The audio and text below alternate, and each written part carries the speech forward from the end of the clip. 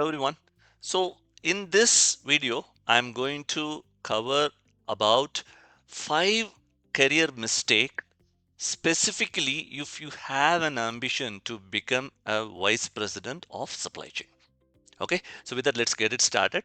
So, the first one I'm going to discuss about is staying too tactical. That means you are so much occupied in this day-to-day operational problems. You are good at it, and this is very much needed. And that skill of problem solving, ability to work with the teams and taking them towards a common problem, and you are a great manager. All this works out till the time you want to become a manager or probably a senior manager. Till that level, it would help. But if you have an ambition of going beyond that and you want to really become the top guy in the supply chain, which is nothing but the vice president of supply chain, in that case what you should do is having that understanding of big picture. One of the biggest problems in this supply chain, if you don't understand the bigger picture, you cannot build for the future. And if you cannot build for the future, you can never go beyond a specific point in your supply chain career ladder. Okay, so that's the first one. So very specifically what you should do is, yes, you continue to do a good job on operations, but step back and always look at what is the bigger picture. And apart from the day-to-day firefighting, you should also be skillful enough, or you should acquire that skill of building for the future. Number one. Number two, very very specific, no cross functional influence. I'll tell you why this is very very important. It's not just about working in your own teams, working within your teams, being a great manager. It's not about that.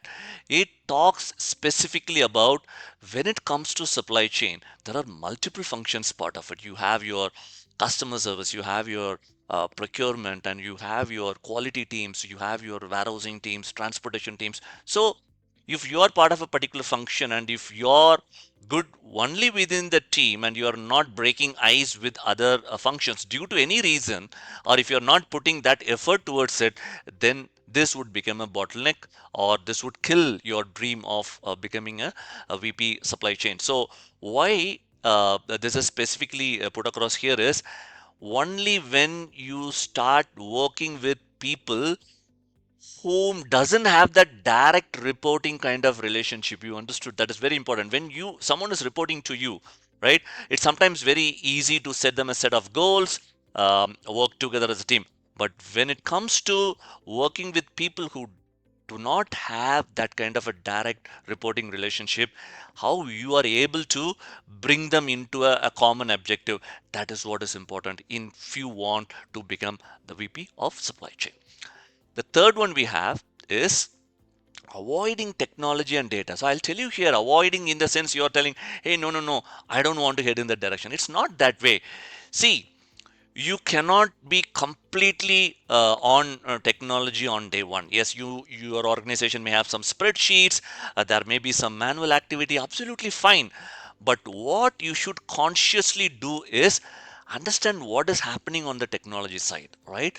And then see how well you can adopt to it in the form of, if you are in a decision making capacity, try if you can implement some of the new technology into your day-to-day working and make things better. So at least you should head in that direction, understanding what is happening on your field from technology standpoint. And one is knowing, second one is trying to adapting to it. It's no way I'm telling that you throw away all the spreadsheets and move away towards technology. That is not going to happen. But in a form, bring the change in you to look at how technology is growing and what you can adopt in yourself. It could even start from as simple as a robotic process automation, and then we can talk about some of the ERPs and different tools like transportation management system and things like that. And then you can go really, if you want to go the next level, we are talking about the artificial intelligence, machine learning, IoT, and things like that, right? So closely associate yourself with these kind of happenings around the technology world. Try as much as possible to get hands on that as well, the same way how you are good at doing hands on at your operation side. The next one we have is very, very important. One of the most common mistake many managers do is holding the baton too long. What that means is you are very good at your job. You kind of became so possessive on your job. Now you are not ready to let it go. And see, and two things it can happen. First one, when you're not letting it go, one, you can never become a good leader because you're not able to develop the talent in your team. That is one. Second biggest problem is in your mind, you know what will happen? If I am doing it, I am doing the best. That's great. But if you cannot make someone do the same way how you are executing, then you fail there as a manager. And if you couldn't do that, as you are becoming an, if you're going on the career ladder up, as you go up, you actual execution goes down because your team does it. You slowly start working on the strategy parts and things like that. It ties back to the first one we talked about, being very tactical, because as you move up the ladder you will take a lot of strategic decisions, right? So your day-to-day operational execution will come down. But if you're holding the baton for more time, then that means that kills the purpose, and this is a bottleneck on your vision of becoming a vice president of supply chain. And the last one, and a very, very important one, and in fact, during my career in supply chain, this is one of the area which my mentor and my manager pointed out during an one-on-one, and I consciously worked on this and then improved on this. That is playing the game without knowing the score, which is nothing but ignoring or not having that finance and business acumen. Very, very important. Sometimes we really get our hands dirty. We are good at what we are doing, but the final important piece is how it is going to financially impact my organization. I think if you are not able to answer that question, start doing that from today, because this is another one of the very common issues why someone couldn't climb up the ladder. Somewhere their career got stagnant. This is one of the main reason. So if you're already maybe 10 years in supply chain, you should be taking some financial decisions. It could be as small as taking a decision on a contract. The second one, you should not shy away from P&L. Sometimes P&L, oh, the CFO would take a no. When you get an opportunity, grab it. Understand what is the basics of P&L and L, and how the projects and things what you do impact the P&L. And even there is something called value proportion.